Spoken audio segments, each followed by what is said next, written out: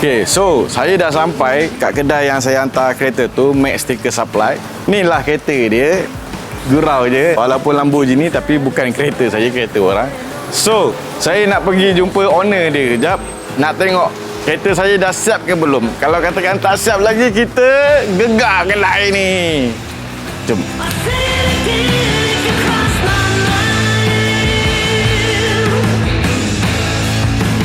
Okey, so hari ni saya nak pick up kereta saya. Saya dekat kedai Max Sticker Supply. Okey, so siapa-siapa yang nak diskaun 10%, korang boleh datang kedai ni, korang boleh jumpa bos dia lah, Max. Lepas tu korang bagi tahu promo code Sultan Forex baru dibagi. Tak sebut Sultan Forex tu, bos tak bagi lah.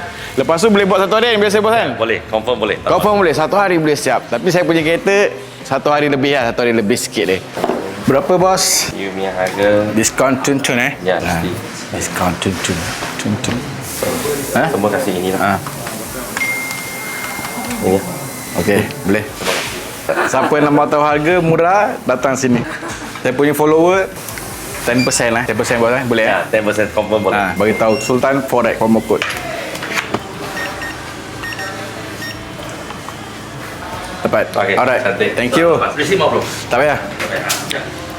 5 tahun nanti. Jom balik.